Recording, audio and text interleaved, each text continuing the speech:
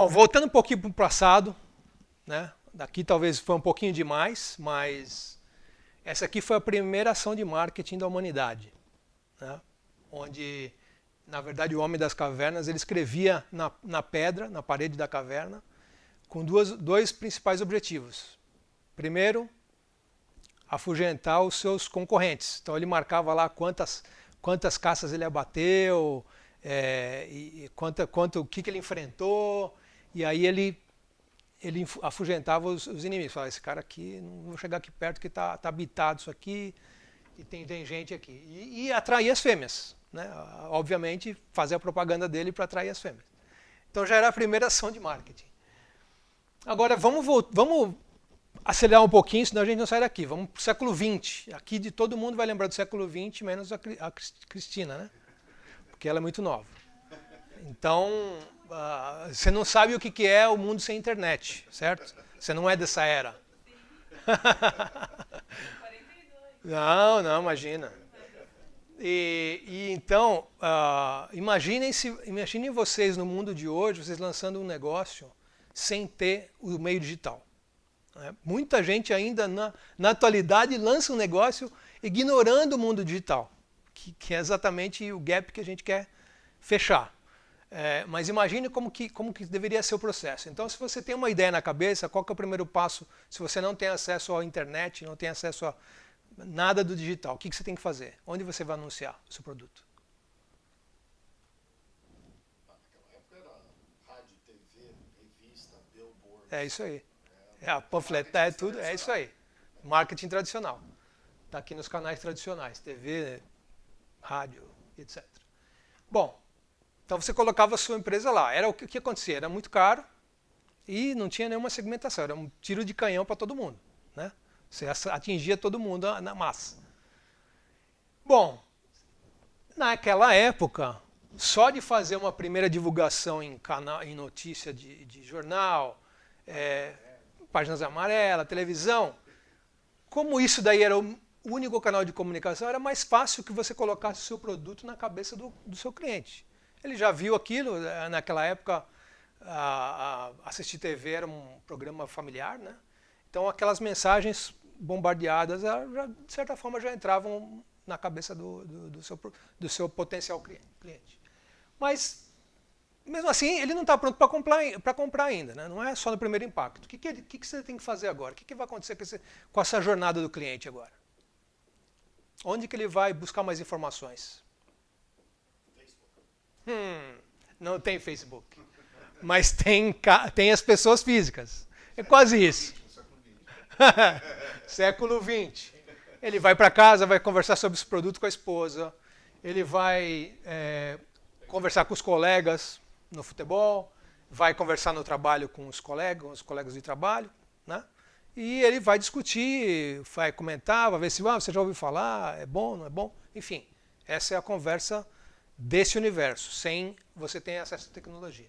Que é, de certa forma, bastante restrita, né? Porque está restrito ao seu universo local, certo? Leva mais tempo. Leva mais tempo.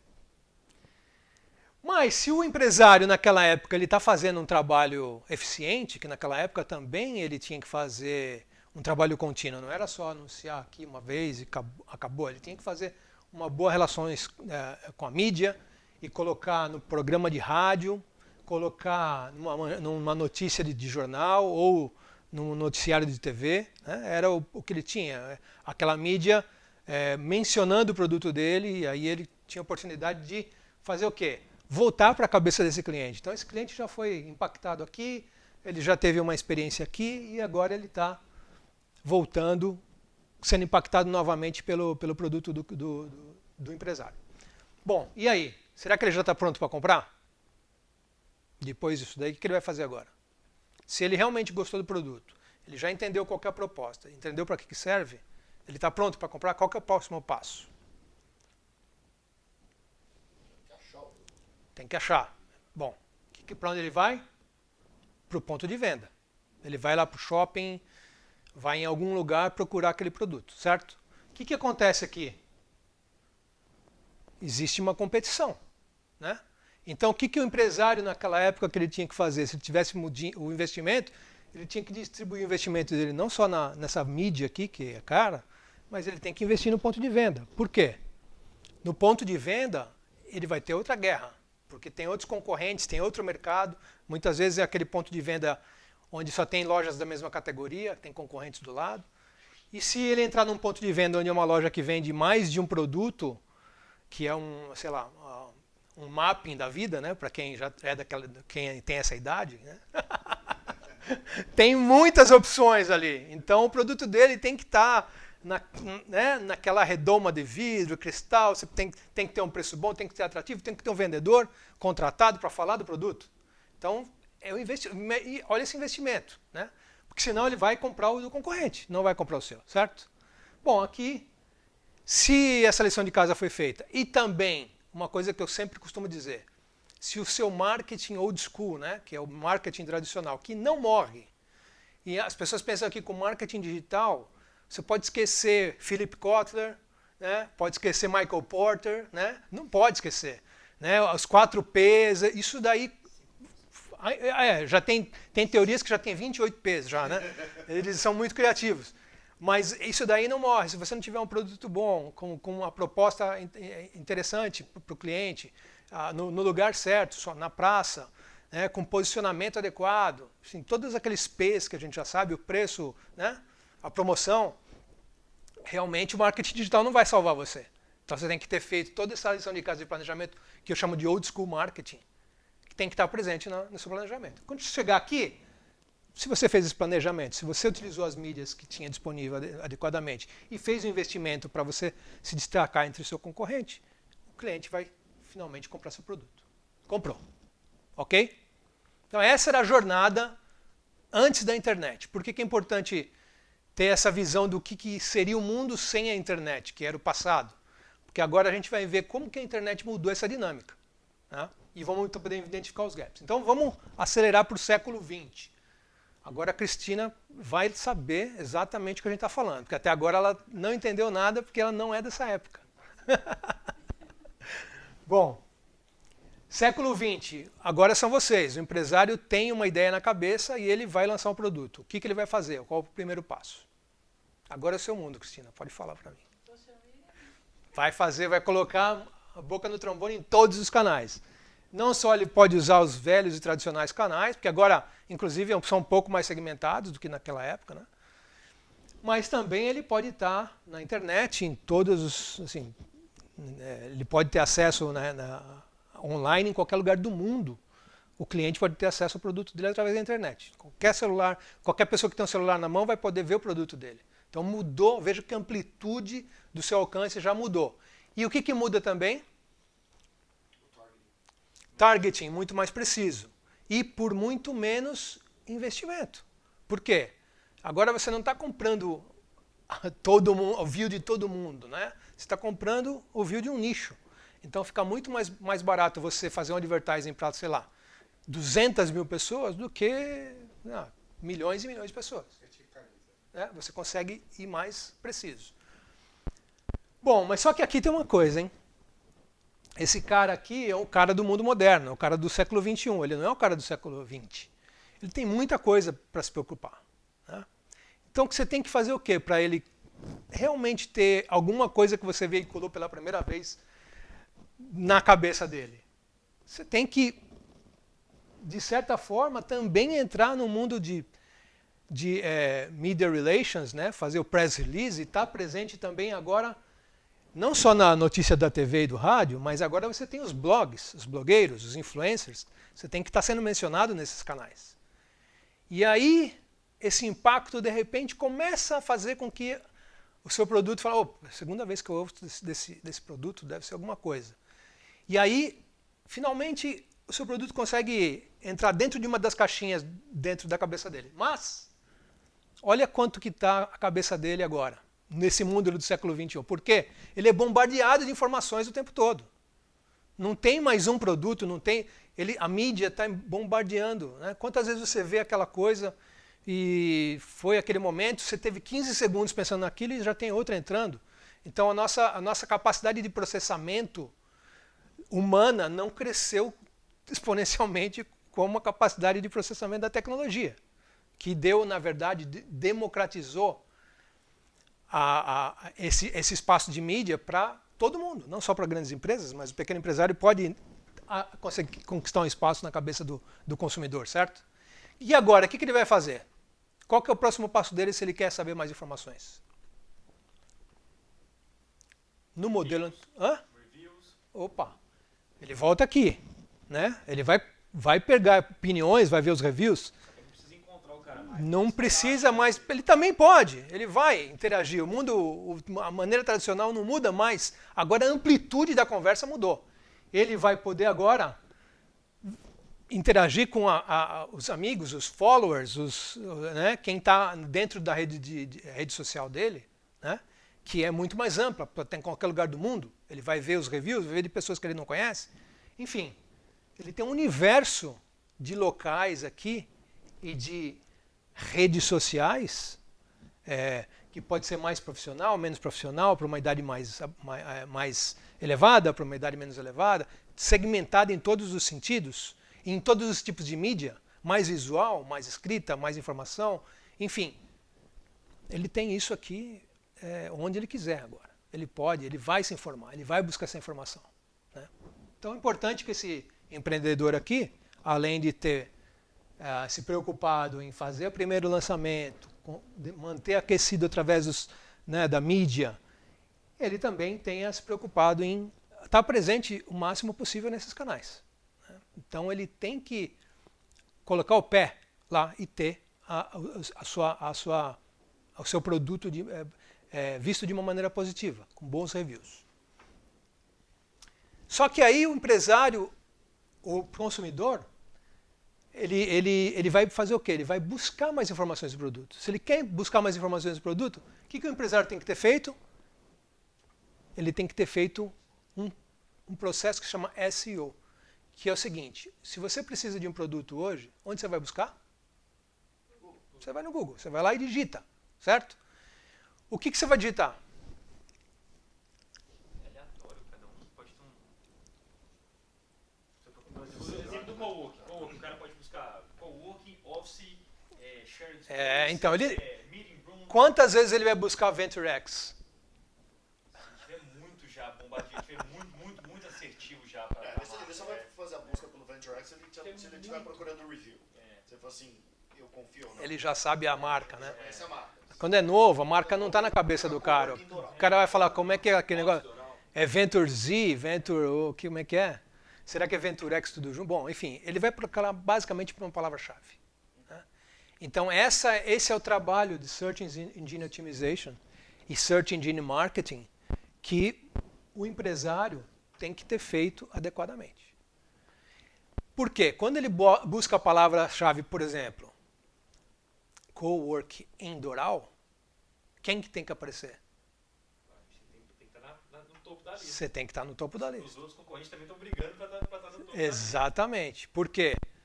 Qual que é o melhor lugar para você esconder um cadáver no mundo moderno? Se você cometer um assassinato... Página 10 do Google. Exatamente. Eu já diria que dá 3 para frente, você já não vai ser... Vai sair ileso desse crime. Entendeu? Muita gente fala que na 2 já não encontra. Enfim.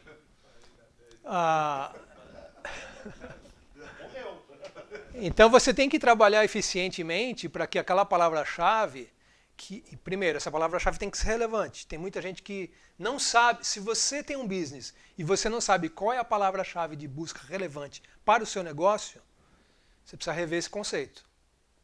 E qual que é a palavra-chave que é não só relevante para o seu negócio, mas que vai trazer business para você. Se você comprar a palavra-chave coworking, você está ferrado, você vai pagar uma fortuna e ninguém vai vir aqui. Por quê? Você tem que comprar o long tail, você tem que, coworking indoral, que é muito mais barato, muito mais localizado e com certeza você vai atingir o seu cliente.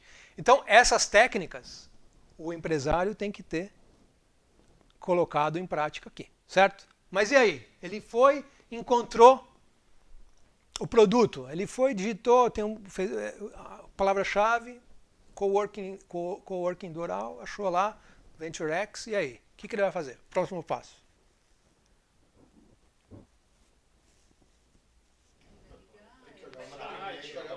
site, Ele no vai. site, vai mandar um e-mail, vai abrir um chat, vai... Aí, ó, você já viu antes essa apresentação, hein? Não, mas... Aí, abre um site, vai fazer um chat, tem um e-mail. Então, assim, Porque eu faço pro outro lado quando eu tô fazendo busca. Tem muito brasileiro que conversa comigo e ele pergunta, ele fala, olha, eu tô procurando informação sobre tal coisa, eu não encontro. Na internet existe tudo, meu amigo. Tudo bem que tem muita coisa que é ruim. Mas o problema é, às vezes, não saber o keyword para fazer a busca correta. exatamente. Então, o contrário também funciona. Quando você quer arrumar a informação correta, ele fala, procura o coworking, dá o mundo inteiro. Então, coloca o coworking Doral que você Já vai vai. Claro. É a mesma coisa. Você tem que saber os keywords certos para poder fazer a busca se você Adequado. quer achar o conteúdo correto. A Claro. gente tem uma experiência aqui. Quando a gente abriu, a gente comprou esse modelo de negócio e tal, a gente fez treinamento com a marca. Não, a melhor maneira, quem vai te mais trazer negócio são os brokers online. Porque para coworking existe um broker online, diferente do broker normal. Tem umas cadeias muito grandes nos Estados Unidos. Vou te falar, a gente tem 3 meses, a gente não pagou uma comissão até hoje. Não gerou nenhum negócio. Mas tudo, aí a pessoa vem, Google, 100%. É isso aí, é o segredo. Então, assim, se você está com o pé fora disso, tem que pôr o pé dentro.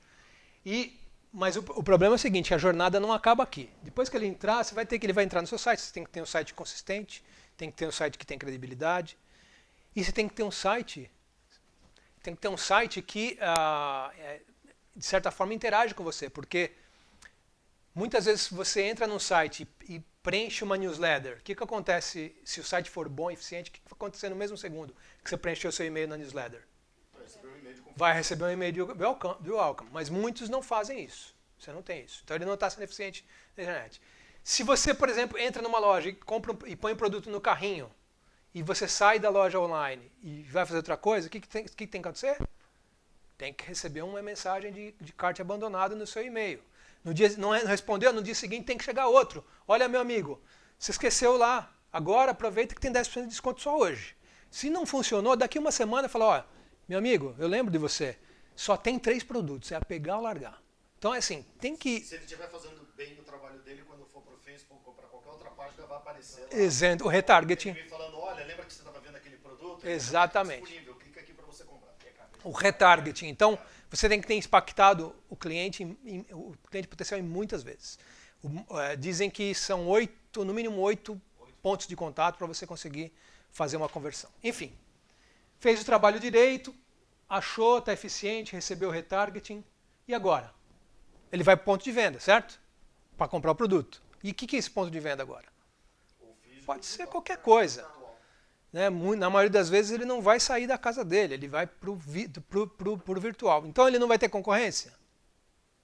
Vai, porque olha, ele pode entrar em vários marketplaces. Né? Então se você também não otimizou a sua presença dentro desses marketplaces, o que vai acontecer? Você fez toda essa jornada, você investiu o dinheiro, o cara vai entrar aqui na Amazon, quando ele buscar o seu produto, embaixo vão aparecer outras opções similares, com mais reviews, com mais vendas, mais recomendado pela Amazon, e ele vai comprar o produto do seu concorrente. Então veja como que é o mundo cruel hoje também. Então você tem que fazer toda essa jornada, você tem que ter eficiência em todas as pontas. Então você tem que fechar esse circuito. Né? Senão você vai vender para o concorrente. Você vai investir dinheiro e vai vender para o concorrente. Então, finalmente, depois de toda essa jornada, agora, se você fez essa lição de casa do marketing, e lembrando que o old school também tem que estar aqui presente no mundo moderno, porque você tem que ter feito o seu planejamento estratégico de marketing para que aquele produto tenha inovação suficiente, tenha o tamanho de mercado adequado, tenha todos os posicionamentos dos P's e etc., você vai ter sucesso e vai vender o produto. O consumidor comprou seu produto. Parabéns. Esse é o empresário de sucesso do século XXI. Então, esse framework aqui é o framework que vocês têm que olhar para ver onde que é o gap de vocês. Né?